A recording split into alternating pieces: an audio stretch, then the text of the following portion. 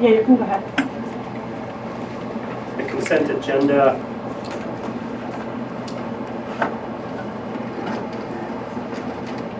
Anybody would like anything removed from the consent agenda? May I have a motion then to approve the consent agenda? I'll second it. Colleen? Thank you, John. All in favor? Aye. 6-4-0 against. Good of the cause. In lieu of the fact that we have no guests. Move right on to the treasurer's report. Leonard? Okay, this is treasurer's report for the first month of the new fiscal year, the new school year, the 18-19 year.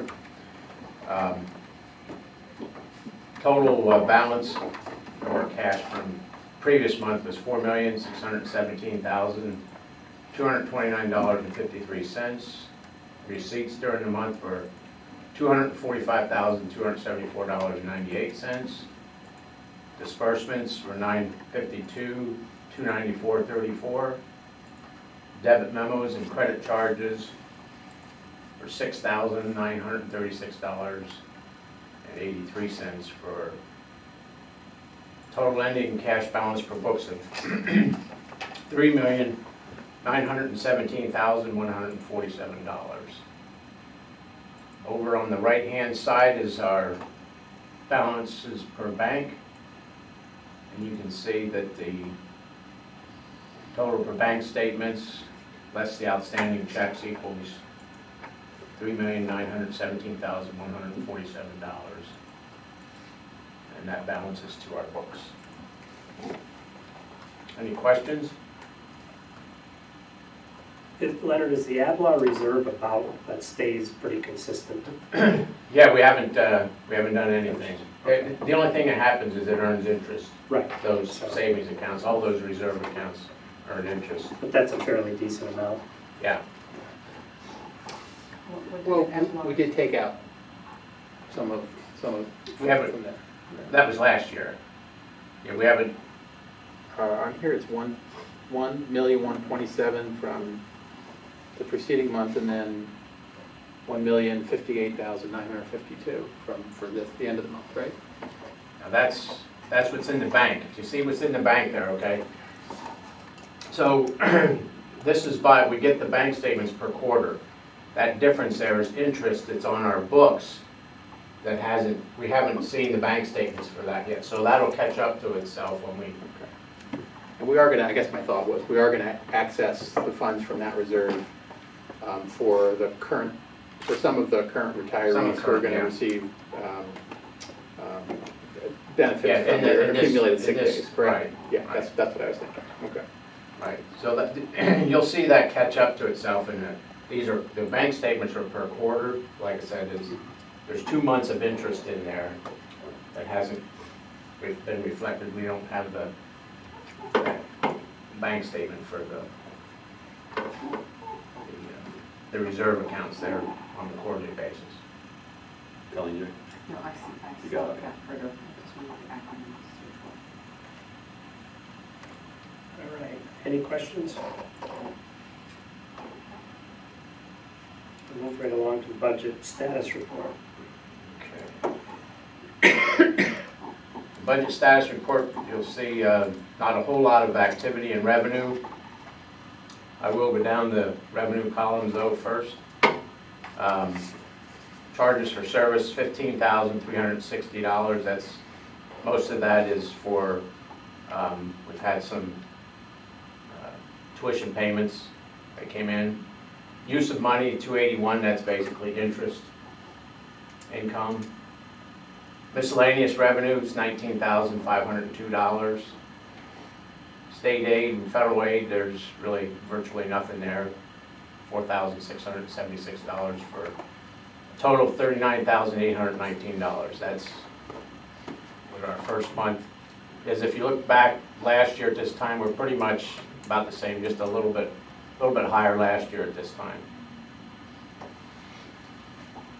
On the expenditure side, salaries, $261,409.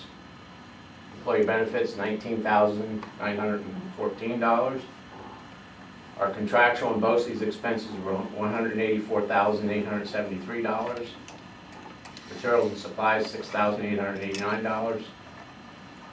Equipment, $397. And nothing in textbooks for the month of July, or those transfers to the capital or special aid funds, those will happen at the end of the year, so there's zero now. Total expenditures, $473,482. Looking at last year, just about a 0.5% lower this year in the expense side for the month of January or July compared to what we were last year at this time.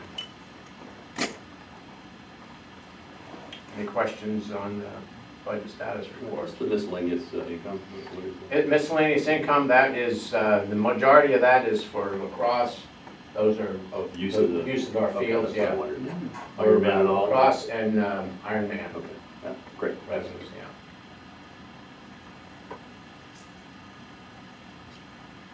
Great. Thank you, Leonard. Any questions on the budget status report? Okay. Audit committee report. On July 23rd, Dan, Karen Meister, and myself met with Tom Telling and Telling and Associates from Middlebury, Vermont, our auditors.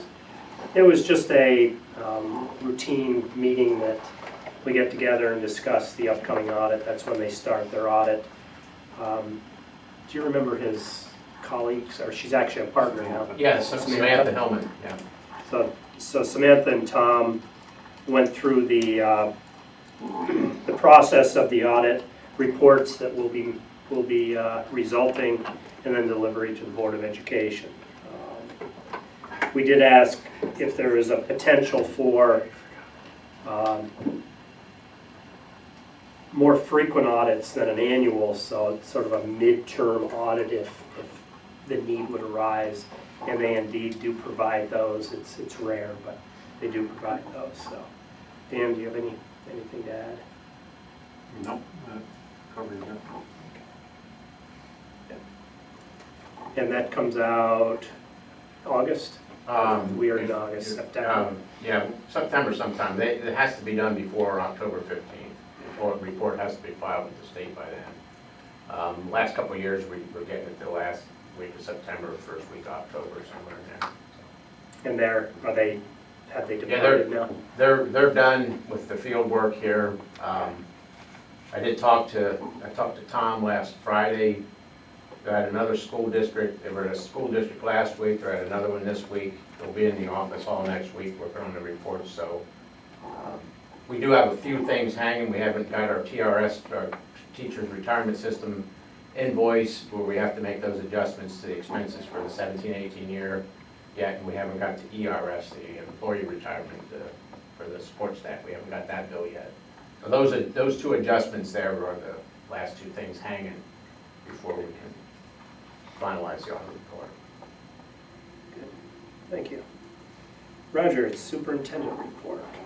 All right, I was going to talk about three things today. I'm going to give you an update on the high school principal search, talk about goals that I'll be articulating to our faculty and staff for the upcoming school year, and then provide you with a quick overview of what's happening as we get close to the start of the school year. So first, the high school principal search update. You would recall that 6.5 weeks ago we began a search to replace our high school principal, Dana Wood, who will be becoming the new business manager at the end of September. We received 9 applications, and then 2 weeks ago a team of almost 20 stakeholders, faculty, support staff, administrators, board members, parents, and students were involved in interviewing 4 candidates. In the discussions that followed the interviews, as it turned out, we discovered that we really did not have a consensus over the candidates.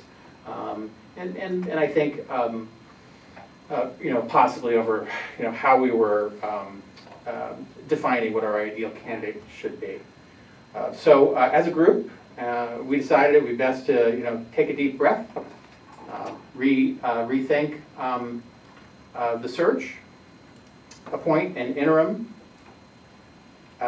revisit the job description and the candidate search process, and then restart the search in the near future. Colleen and Jeff and Rick were involved in the interviews. Thanks very much for your involvement. It was that one day was quite a busy day, quite a full day. So my plan right now is to recommend an interim for appointment at the next board meeting, and then develop plans for extending the search. Any questions or comments about that? Okay. In terms of goals, every year I have the pleasure to be able to sit back and think about, where do I want to see us head? What goals do I have for our school district? And to be able to share those and to work on those goals with people who really carry things out, our teachers, our staff, our administrators. So I'm going to just share with you 4 goals that I'm articulating to the faculty. The first one has to do with relationships. And by the way, these don't all come from me necessarily. Many of these come from ongoing conversations and discussions that we have in the school district. In particular, this one really comes from the Professional Development Committee and all of its work last year. Our Professional Development Committee is a teacher-led committee. And as we work on the current year, we also look ahead to the future, and this particular goal really is something that our Professional Development Committee wants to emphasize for this year. So this is relationships, and what we mean by this is to strengthen, a goal of strengthening the positive relationships within our school community, and that means connecting students, faculty, staff, families, and community members, and then to highlight and emphasize the qualities of kindness, compassion, and mutual respect, and to strive to make those our highest priorities. So relationships. Second is what I'll refer to as a democratic environment. And what I mean by this is to promote school environments that really attempt to mirror a community that is ethical, inclusive, and democratic. In other words, try and make the school what we hope the community and the world to be. So to have what goes on within the school reflect those ideals. What does that mean? That means promoting multiple avenues for students and others for active participation, to promote responsible dialogue, to encourage civic engagement, to teach and advocate for intelligent judgment decisions, how to make intelligent decisions based on evidence and information and opinion and perspectives, and then to promote efforts toward social justice. In other words, we want ideally our graduates to go out and make a better world, and in school we want to be able to emphasize those kinds of qualities. So democratic environment. Third one, teaching and learning. Obviously this is the heart and soul of what we do all day, every day. And then to emphasize in there to engage not just some of our students in classes, but to engage every student, right? So to make sure that we are structuring our lessons and our learning experiences so that every student is engaged in meaningful and relevant learning experiences in every subject area. And then to be sure that we are challenging all of our students, right? And that's really our goal. Not some of our students, but all of our students, to reach the levels that we're always talking about and promoting, higher levels of thinking, critical thinking, problem solving, making wise and intelligent judgments about things. So to try and engage all of our kids in those kinds of learning activities.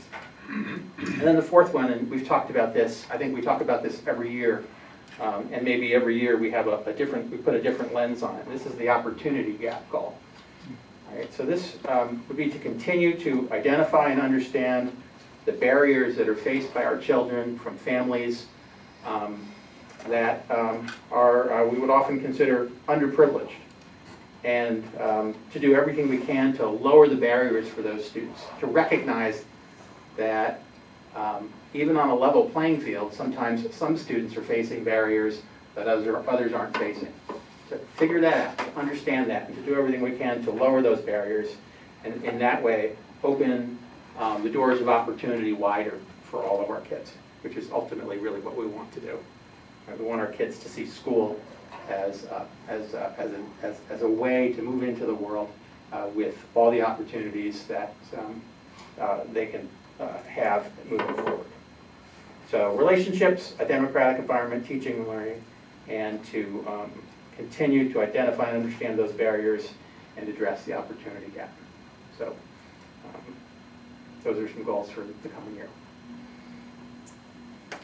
Finally, looking ahead to this upcoming school year, here's what's going on. So we're actually already started. For anybody who's engaged in sports, the season started yesterday, so first practices were on Monday, the 13th. For JV and varsity players, modified athletes will start Monday the 20th. Upcoming dates, additional dates, Wednesday the 29th of August is locker day at the middle school and high school. And if you haven't been to a locker day, it's really a good day. It's when students come. They're usually very eager for this day to come. They come to, they get their locker combinations and their schedules, and they're able to go into school and really walk through their day, know where they're going to be every period and where their locker is, and to figure all those pieces out.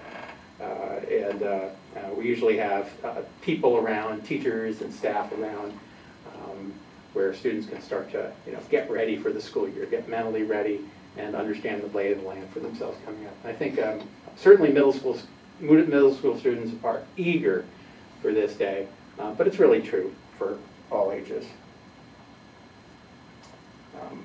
Then Superintendent's Conference Days, this is the Tuesday and Wednesday after Labor Day. So these are the first 2 days for staff before students come to school. And we'll start with an opening event here at the middle and high school, in the cafeteria, and then in the auditorium. And we will have a guest speaker this year. The guest speaker's name is Tom Bold. Some of us have heard him speak before. He's we'll call him a motivational speaker. He's also a practitioner, which means that he works in schools on a daily basis. So we're very excited for that. And we know that he's going to be addressing that relationship goal. Also on September 4th, we have kindergarten open house at Lake Placid Elementary School. Then we have a whole bunch of other things going on at Lake Placid Elementary School, right? We have kindergarten open house at noon, and then we have orientation for new students, chance for them to go walk through the building and see where they're going to be come Thursday. We also have open house for grades 1 through 5. I believe that's at 5 o'clock, and then at 6 o'clock there's the welcome back picnic for everybody and anybody associated with the elementary school, K through 5. A fun evening. And then Thursday, September 6th is the first day of school for students. So we start school on the 6th, and that's when we really kick everything into high gear. So that should be an exciting day. We do have an open house for the middle and high school after the start of school, and that's Monday the 10th. So that's where we are. That's what's coming up. And that's everything I have to say. Any questions or comments? Liam? Yes, I have a question. Yes. I was just wondering if there's any specific areas with the opportunity gap that you see addressing. That's the one that is the most concerning, I guess, for me, in that I just see a continuing, divide between the haves and the have-nots, Yeah. especially in Lake Placid. Yeah. And in my professional life, I'm seeing it, and it seems to be, maybe it's just because I'm more involved now, I don't know, but it just seems to be increasing. So I just want to know specifics. Yeah, you're absolutely right. And you might, if you read the Daily Enterprise today, there was an article on food services in schools. It didn't really highlight that much about us, but one thing you would have read in there is what I consider a very disconcerting statistic, which is that over the last 10 years, free reduced lunch numbers in Lake Placid have tripled. Percentages have tripled. Right? So we've gone from 14% to last year 41, 43%, depending on the time of year. So we know that this gap is there. We worry that this gap is widening.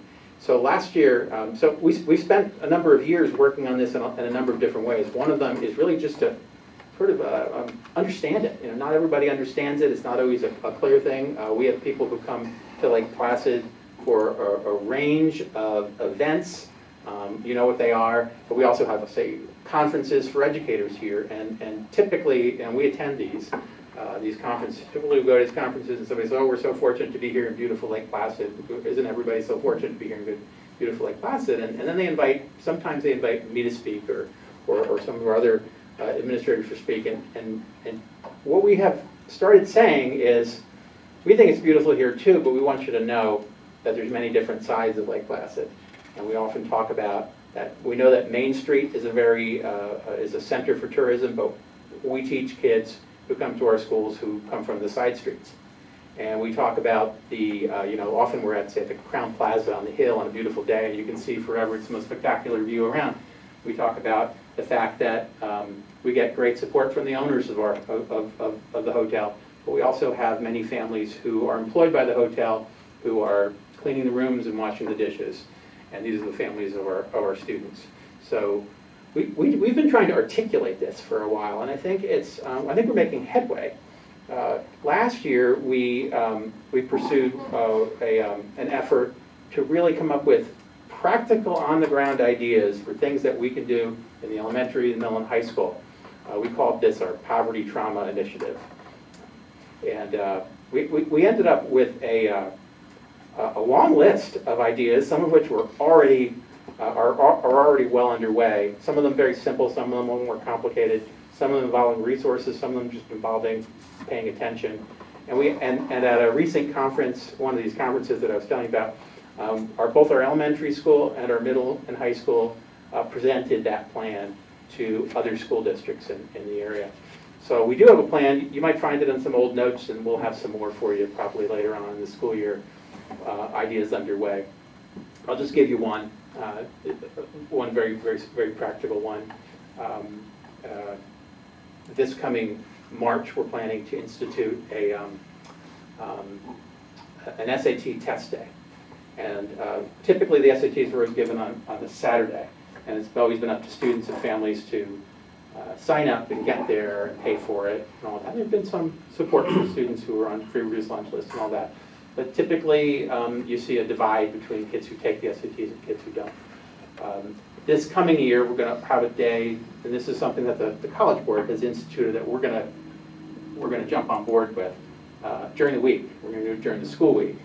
So there's going to be a test day during the school week. And the school district, we did put in the budget last year some funds for this. And the school district is going to cover the costs so that every student will have an opportunity to take that test, as one of the tools involved in college as the future. Certainly that's not our only piece, but that's one piece. So it's those kinds of things that we're trying to sort of recognize and tackle as they go.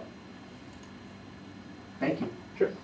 I'll have more follow-up. I'm sure you will. I think That'll be also good. too, maybe indirectly, even Laura Gaeta Coffin's, the little libraries that she has Absolutely. all around the community, just allows all children from different backgrounds to have access to reading over the summertime, which is just an integral part of their learning. So that too is a way that we are reaching out to try to hit all different levels. I guess I have one more thing I wanted to say. That I just, again, I just see this school as being a lot of students' only source of stability. Whether that's food stability, whether that's safety, whether that's a place to shower. We're talking about the basics, and I just a lot of that little stuff is really important. Yeah, I'm completely in agreement. Okay. Yeah, and I think sounds like you would like to be involved in some Sure. more of these conversations as we go. Yeah, I'll just let you know that I think some of the conversations that we're having and some of the steps we're taking are pretty exciting. So I think you'll be happy to get involved in it too. It's offering those services without picking out those kids. Yeah. Oh, absolutely. But just, I shared with Roger, my volunteer activity takes me into some homes around Lake Placid that, frankly, I'm appalled right in the mecca of Lake Placid are people living in conditions, deplorable conditions. So I think the school's a great place to start. Thank you. Any other questions for Roger? On to information for the board, we have 3 items. The claims audit. Any questions on the claims audit? Pretty straightforward. Boys and girls lacrosse merger. I'm going to ask Roger to just highlight that merger. It is a little bit different than what we've discussed and participated in the past. Yes, it is. So this is an idea that we've been talking about. And so this piece of information is in advance of actually taking this step. So the board's going to be handed this as an action item in the future, and so you'll want to be prepared for what is involved in all this. So up to this point, our boys and girls lacrosse players have been welcome to participate in the Saranac Lake lacrosse program. And that's been a nice opportunity for kids who, for whom lacrosse is an important, activity to continue into interscholastic sports.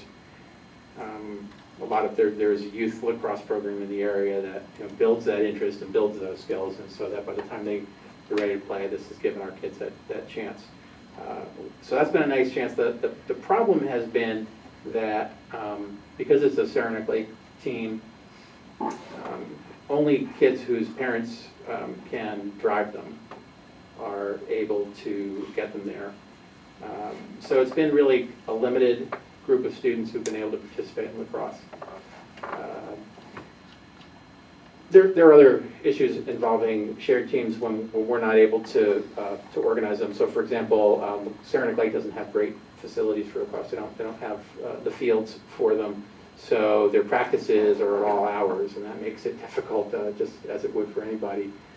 It's very unpredictable for families. It certainly has made it almost impossible for us to even consider, adding a bus run that helped these kids out, because we never knew when they were going to be practicing.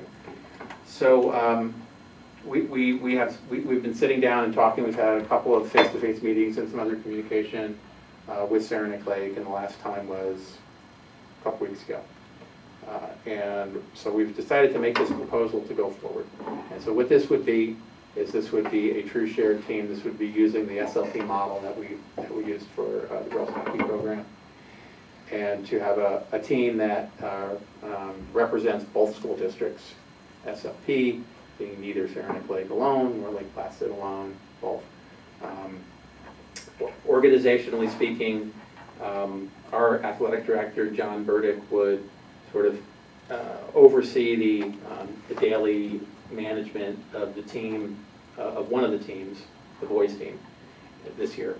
And the athletic director from Saranac Lake, Eric Bennett, would oversee the other team, the girls team. And what that means is they would make sure they know what practice schedules are and transportation is. It would involve, it's going to involve additional busing now, because while we would use fields in Lake Placid, we would also use fields in Saranac Lake.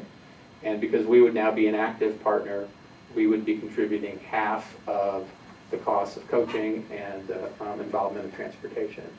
So this is something we're recommending. It's definitely an addition, but what we think it does, we think it makes sure that this is truly a, again, we're going to go back to the equal opportunity point that was making before. This is really, truly a sport that all of our kids will now have an opportunity to participate in. So we're sharing the cost with Saranac Lake. So Correct. Theoretically then, our costs are cut in half, or not really? No. So up to this point, Saranac Lake has been bearing all the cost. Lake Placid, none. I see. Right. So this would actually be an addition for us.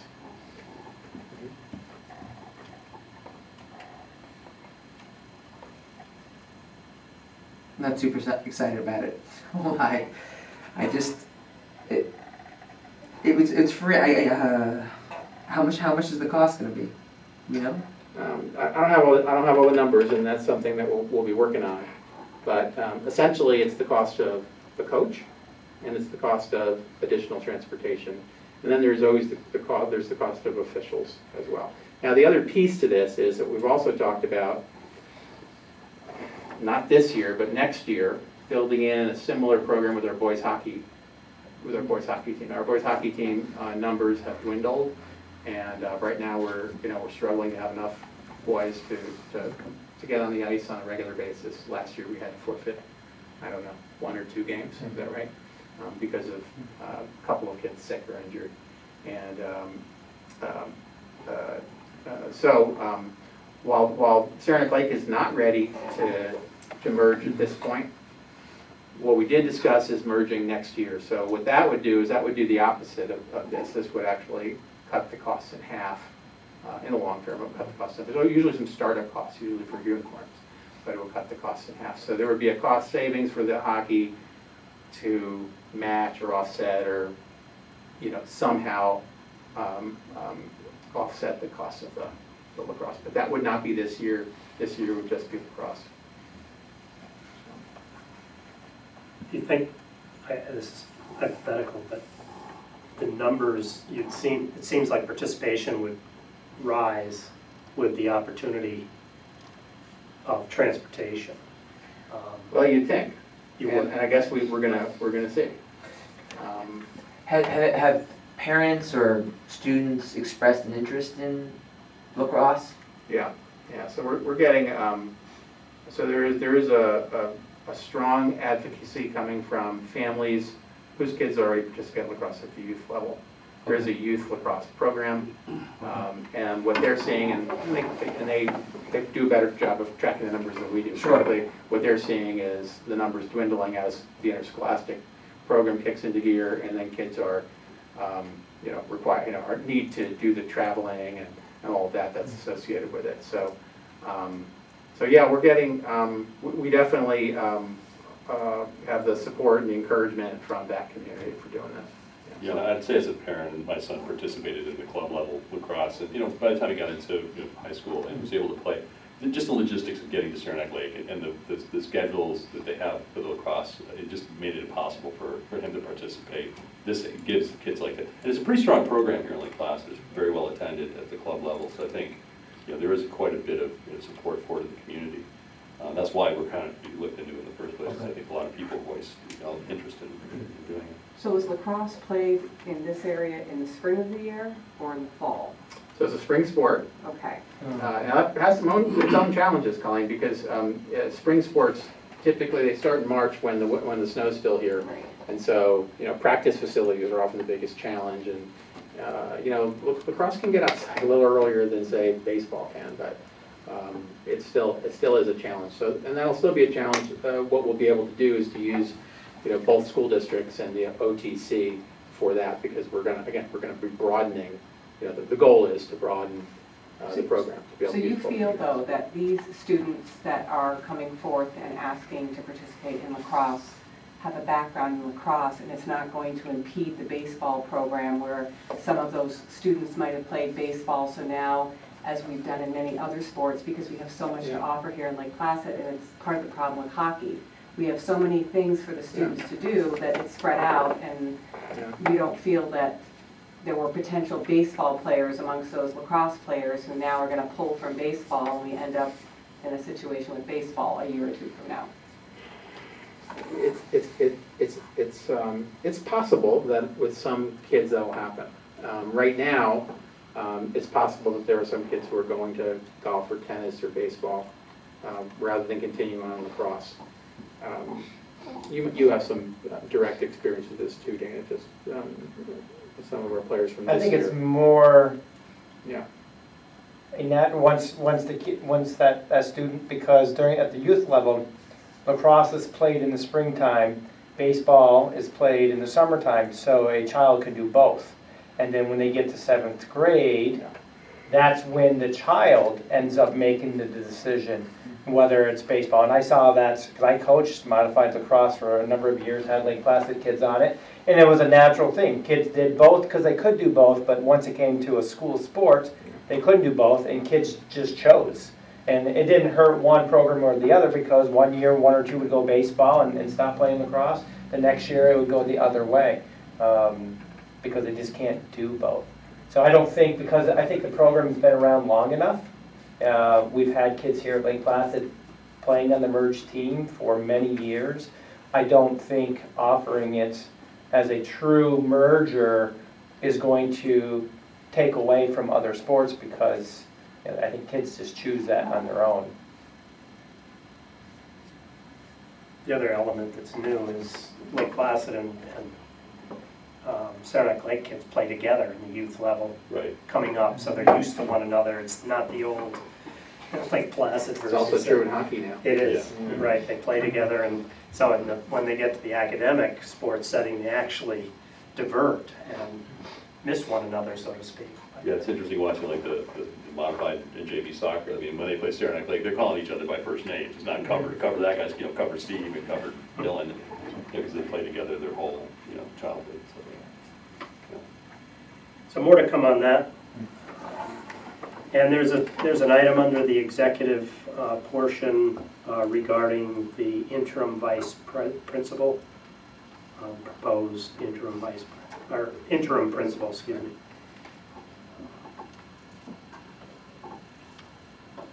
Any discussion on any of those items that we all said? Okay, thank you. Moving right along to the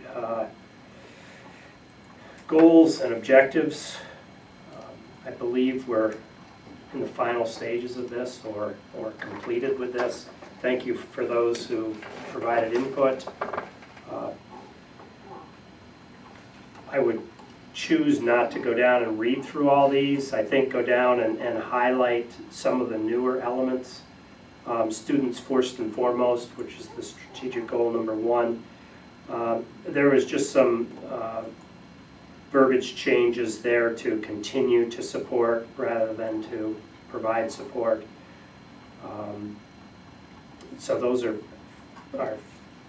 pretty similar to the 2017-18 goals.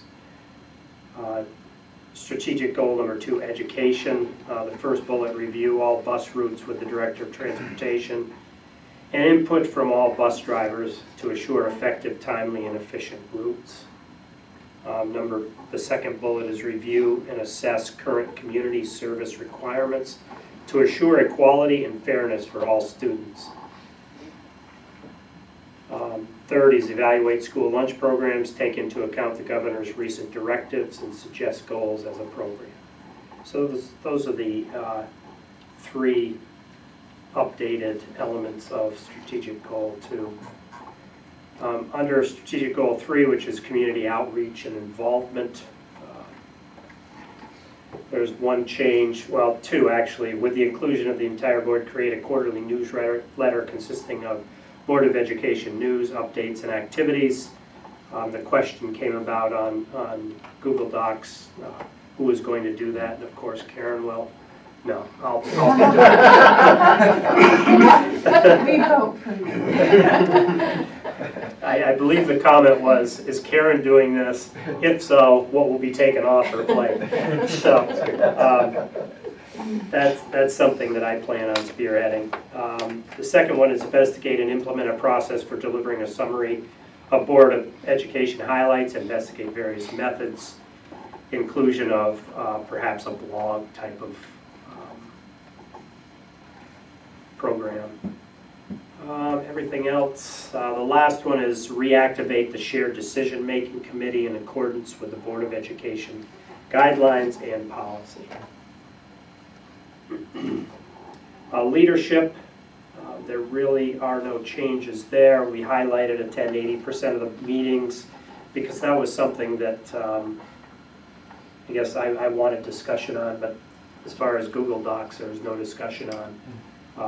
And we haven't seen an attendance problem or issue or hint of one so far, so, because we're really into this term so far, right? I think 2 meetings. Technology, that remains the same. We've removed a couple of bullets. And then finance, those remain as well. Any comments, changes, suggestions?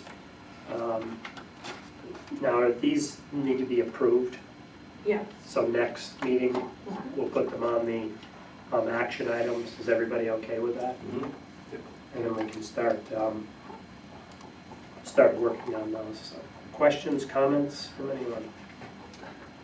Yeah, I think just with regard to the community outreach, you know, if we're going to do this with a blog and with a newsletter, I think we really have to kind of put together some sort of a work group to figure out how we're going to do that. Right. You know, I think we can say it, but in order to actually make it happen, it's going to require some work, probably quite a bit actually, to get That's it started. probably one of my words is investigate. So there's Yeah, yeah. Well, let's start there. right, exactly. Because if you're talking about starting a newsletter, a quarterly newsletter, and a Yes. blog, and that's a ton of work. It So I know I'm not retired yet, so not that that gives you any more time, but Sure. did your hand just go up? Sole authority. He's the blogger. Yeah. And you're gonna hold his hand, Colin. That'd be right here. Yeah, I lit right up, I'm paying attention now, you know. Sure, absolutely. All right, So the front man and the handle, we've already got those two. You're right there. thank you. Okay, next item is the fund balance allocation. Leonard, do you want to lead us through this? Oh, I took that off. Yeah, You the did. last That's off. minute. Sorry. All right. Thank you very much. Thank you, We hope- Leonard. We hope to have Good that job. for the next meeting, but depending on whether we get our Is that TRS and ERS? TRS and ERS Okay. expenses for, you know, in a timely manner, we might have to postpone it to the first meeting in September. Okay. Board meeting minutes, that was on the consent agenda. Into the personnel matters. First item is a non-teaching retirement. Recommended action upon recommendation of the superintendent, accept the retirement of Nancy Thorick, teaching assistant at the middle and high school, effective July 30th, 2018. Do I have a motion? Yes. Jeff, a second? Yes. Thank you, Dan. Discussion. Just want to say that, you know, Nancy's, provided, tremendous contribution here over the years. This is not her first career. She's come into schools as a later career. This was not her plan to retire at this point, but she feels the need to. She did have a terrible accident last year that has created some physical limitations, and she just wants, she has pretty high standards for herself, and she thought long and hard about this. And that's really why you're getting it in the summertime, because it wasn't initially her intention to do so, but now she knows it's the right thing. So I'm sorry that that's the way she's going, but I do want to celebrate all that she's contributed over the years. Generally, yes.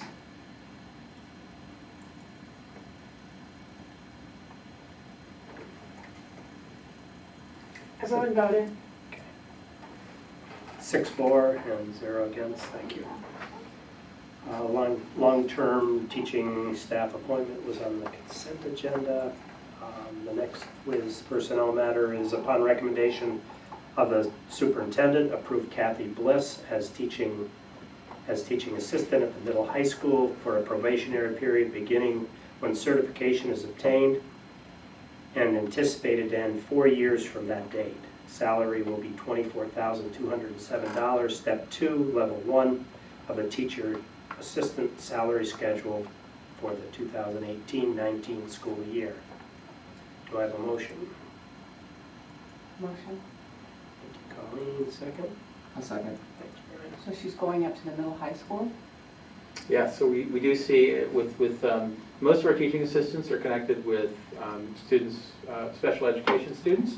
And so when the needs shift, the people shift. She's not the only one going up to the middle high school. Right. This was an easy recommendation. Kathy served wonderfully as a long-term sub last year in the elementary school. So this is her first permanent appointment. But that is where the need is, yeah. She'll be wonderful. She's just got this rapport about her. She works well with students. I'm really excited to see this. Any additional questions, comments? Okay, please vote.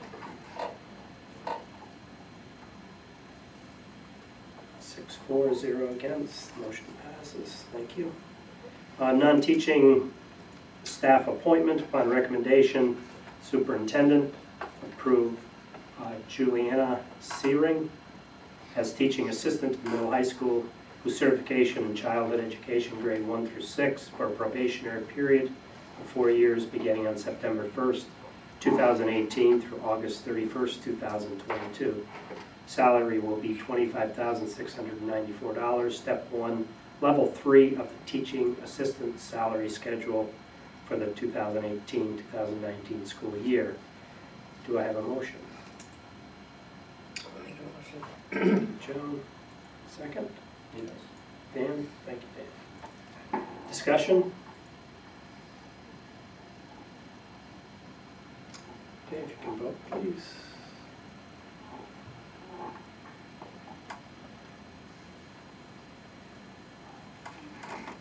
And 6-4-0 against, the motion passes. Next, non-teaching staff appointment. On recommendation of the superintendent, approve Charles Chansey, is that the way you pronounce it? Chauncey. Chauncey, as teaching assistant at the elementary school, who has a certification as a teaching assistant level 1 for a 4-year probationary period beginning September 1st, 2018 through August 31st, 2022. Salary will be $26,028, step 3, level 3 of the teacher assistant salary schedule for the 2018-2019 school year. Do I have a motion? I'll make a motion. Thank you, Brian. I have a second? Yes. Colleen, discussion? Comments? Please vote.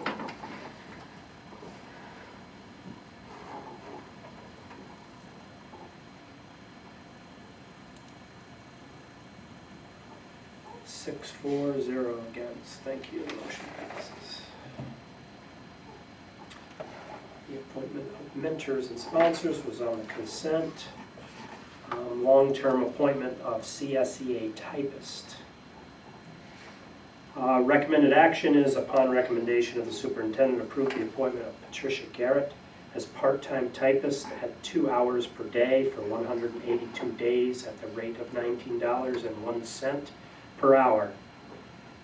This is off step for the 2018-2019 school year. There are no benefits for this position. This appointment is to assist the athletic director. Do I have a motion? Yeah. Thank you, Dan. Second? I'll second. Thank you, Jeff. Discussion? If you would vote, please.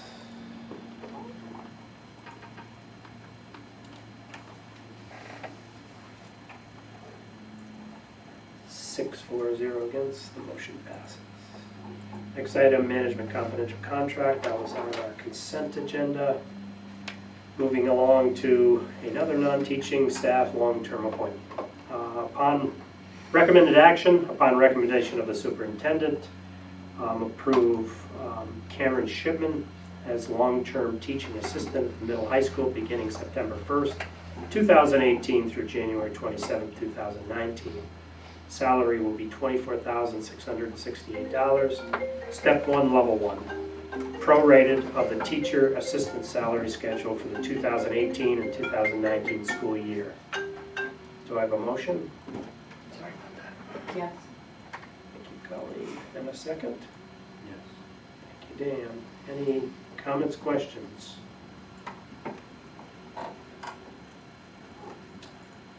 If you could please vote.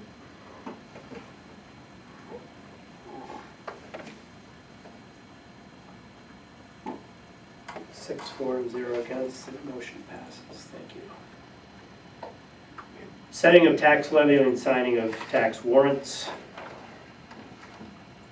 Recommended action to set the tax levy for the Lake Placid Central School District and to approve the signing of the tax warrants for the towns of Lake Placid and Wilmington, New York, in order for the district to begin collection of taxes on September 1st, 2018 through November 1st, 2018.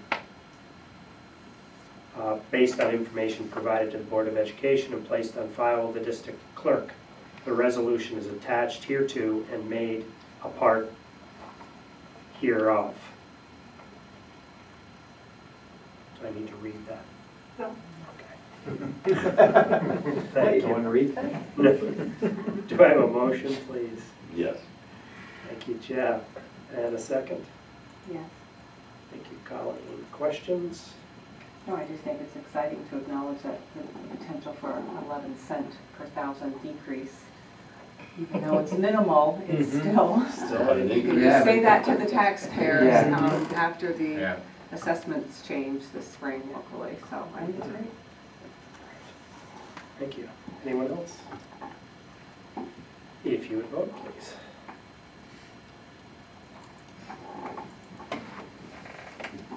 And 6 to 6 yes, 0 no's.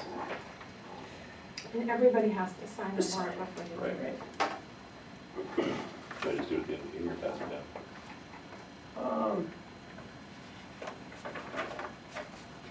You can start at the other end. Okay. Start with you, pass it back up. Donation acceptance. Recommended action, whereas the Lake Placid Central Schools Board of Education Policy 6255, donations, gifts, and grants to the district, allows for the superintendent of schools to accept on behalf of the board gifts, donation, and grants having a value of less than $1,500. Whereas monies have been granted to the Lake Placid from the Lake Placid Education Foundation for the robotics program in the amount of $3,000. Now therefore be it resolved in accordance with policy 6255, the Board of Education hereby accepts the grant scholarships from the Lake Placid Educational Foundation for the robotics program in the amount of $3,000. I have a motion. Thank you, Joan. Second?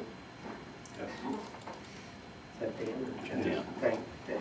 Thanks, Dan. Any questions, comments? That's great, though. Yes.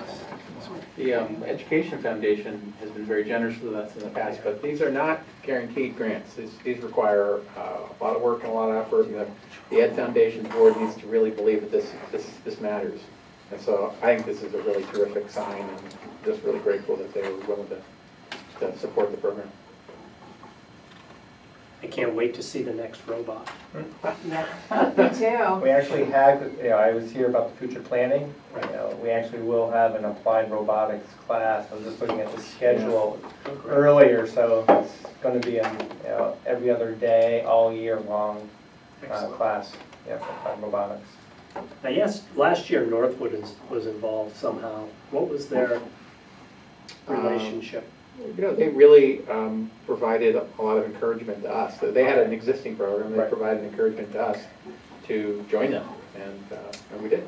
They came over one day and set up in the foyer. Their club came to show off and kind of drum up support here. So kids were able to, during the lunch periods, just kind of come and interact and see what Northwood had built. Just to kind of get our program going. Excellent. So we have 6-4, 0 against, thank you. Second read was consent. Special education was consent. Moving right along. Just to follow up on the special education, the programs for approval at the next meeting is fairly lengthy, and I'll be providing you a summary with my board notes. But if you have any questions, please let me know. If we need to raise any questions for our chairperson, Sarah Allen, please let me know in advance so I can invite her to come to our next meeting. I've already read and reviewed the programs. I don't see anything that I think will stand out for you, but sometimes that's not always the case. Sometimes something will stand out for you. So feel free to let me know if something comes up. It's a pretty thick packet. They will be available on board docs. Yes, they are available now. They are available now. Mhm. Any questions on the August 21st packet? Great, okay. Getting into the adjournment phase, next meeting and locations. Looking at August 21st, that's always in parentheses of if needed, but generally because of appointments, you foresee that as well? I do. Last minute appointments of teaching staff or staff in general, so we'll plan on that August 21st meeting. It'll be relatively short, it generally is, so beginning at 6:30, and then September 4th and September 18th. Any old agenda topics? I guess I'm just, one more question about the interim principal. Mhm.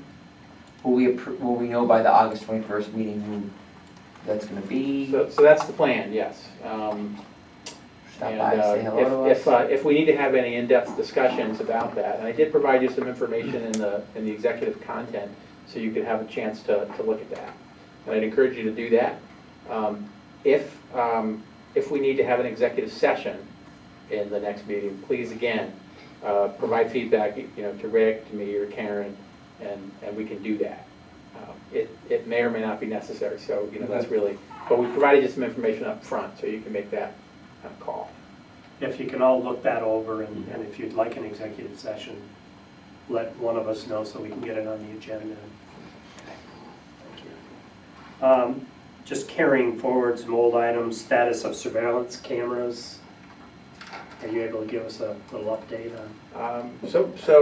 I can, and probably Leonard can, and probably Dana can, maybe even better, but just very briefly, the elementary school is up and running and complete.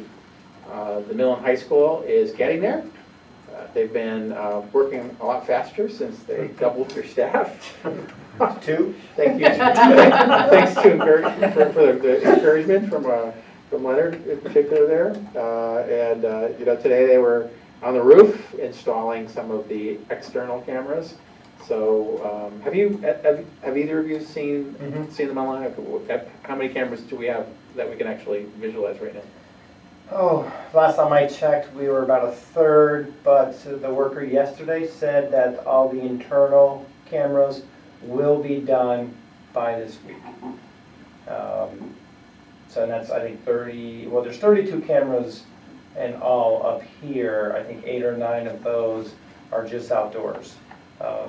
It was nice to see, because yesterday he was kind of hesitant to talk about the outdoors because he couldn't find a lift to work on, so he didn't know if he was going to get to it, and sure enough, you see the lift out there. So he was able to find something that was yesterday. That wasn't the talk. He was looking more for the 27th of having a lift here, just because of the lack of availability. But that's when they started working on the corner here. If you happen to notice as you were pulling up, it's a brand new external camera right here on the corner, looking towards the loading dock. If only we had it a week or so. Yeah. But Oh, is that where it was? that would have been the camera that would have seen it. Yes. So bizarre. And building repairs, we still in a holding pattern with the state? Yeah, all the applications, everything was sent back to the architects, and we're just waiting. We're in the loop right now, so it's probably going to be a while. Any other old business? Any new business? The only thing I had down was the seating situation. I don't know if you want to bring that up or not. I know it went out to everyone in an email, but. Yeah, I did put that out there. We did have a discussion about, any other opportunities for feedback and input from, Right. outside of this room. Do you want to talk about that at all? Yeah, I mean, my question was, Sure, yeah. what feedback had we received from the community? And my concern is like anything in small towns is, we all agree that we're gonna go in a certain direction, and then you do it, and all of a sudden, all the people who didn't show up to the public forums to talk about it now are raising their hand to complain about it. So I wanted to make sure, I'm kind of leaning toward, doing the new new seats, it just makes sense. If we're gonna spend that much money, moving the old ones does not make a heck of a lot of economic sense. Moving the plaques to, kind of relatively where they were on the old seats, so that part of it, that history transfers with the upgrade is all a good thing. But I think my recommendation was, can we reach out one more time to the community through the media outlets, basically, the paper, the radio station, and probably that's enough. And our normal newsletter to say, hey, this is kind of your last chance to, comment on this, or, give us your opinion before we go ahead and do this. And I don't know where we're leaning, as a group. Is it going to be replacing or going to be just reconfiguring? When do you hope to replace or reconfigure these? Well, it won't happen until next year, Okay. but we have to make the decision now so that we can get all the plans underway. So do you think that, Is everybody up to date with what the plans were? And so we were looking at 2 different styles of new seats or refurbing the old. And a lot of it, for me, a lot of it was cost. And because of the requirements for ADA requirements, correct? That's right. Such as aisle lighting and things like that. Rehabbing the old seats really is a costly item. So it'd be easier, about the same cost, to put in new seats. So aside from nostalgia, do you think that it would be just a great idea or an extension of a hand, like Jeff suggests, is perhaps at the fall open house or something like that, saying if anybody wants to come strolling through the auditorium one more time to give a look, at least you're giving people the opportunity, because that nostalgic piece, if there are people who have their names on the backs of those chairs, at least it gives them, an additional opportunity to wander through, as you said, Sure. Jeff. Sure. And maybe that would be a great time to. Is that too late? I thought maybe we could auction off the old seats. Which would probably go over really well. I can just see Yeah. some of those local families who have their. Or give- It's important because I do agree with you, and I think that there is a strong connection to that. Mhm. It's important that we know that the seats are not the original seats, not the Yeah. not the seats in the ground floor of the auditorium. I believe the ones on the balcony are, and those we're not planning on changing those at all. So it is the ones that are upholstered on the ground floor.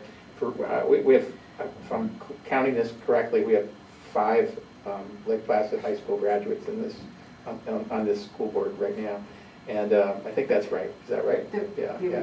And so when many of you, some of you graduated, these were the seats that you were, that you spent many of your years in. When some of you graduated, they weren't. They were the previous generation of seats, and you probably know them better than I do. I believe some of them were green leather. He's asking us to date ourselves. I remember both of them, so. You do? Yeah. Do you remember the green? Yeah, and so green leather? then they reupholstered them? That's Is that right, what in they- the okay. mid-90s. Yes. Mhm. Right, so they were they reupholstered or they new? I think they were new. No, I think they're reupholstered. Maybe, I feel like they just changed I'm not sure. So the new seats that we have in there are 2 different ones. We're all kind of on board with the ones that look identical to the current seats. They're made to match as closely as possible. So I'm going to take a look. Absolutely. Will those 2 seats still be here for the open I don't house? see it. I don't see Yeah, anything. the guy said He said that he'll leave it for they leave them here indefinitely. I'm sort of Let people looking stroll forward through. to taking them to football season. For the rain Well, Colleen, with open house, we typically start in the auditorium. Okay. Teresa and myself, we usually have a brief 10 to 15 minutes talk with everyone about the night. So we could easily leave the chairs right down there, talk about it briefly in terms of taking a look, and if you have a suggestion one way or the other to let us know. I think that's great. Yeah, as long as we make it clear that, this is something we have to do. Right. And here are our options, so, Yeah. here, now's the time to say, voice your opinion. And it's great. It links in with one of Roger's goals, fostering relationships and Yeah. allowing people to have a voice. I think it's great. Yeah. They put a suggestion box. Yeah. You prefer.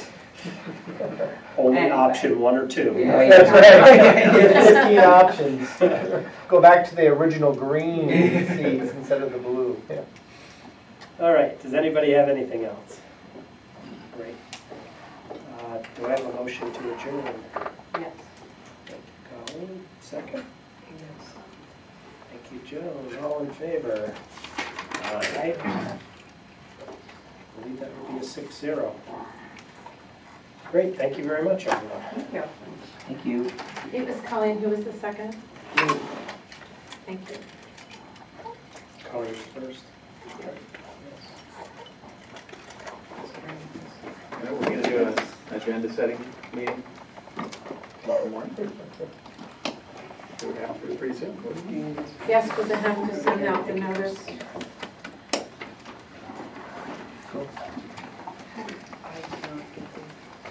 Is that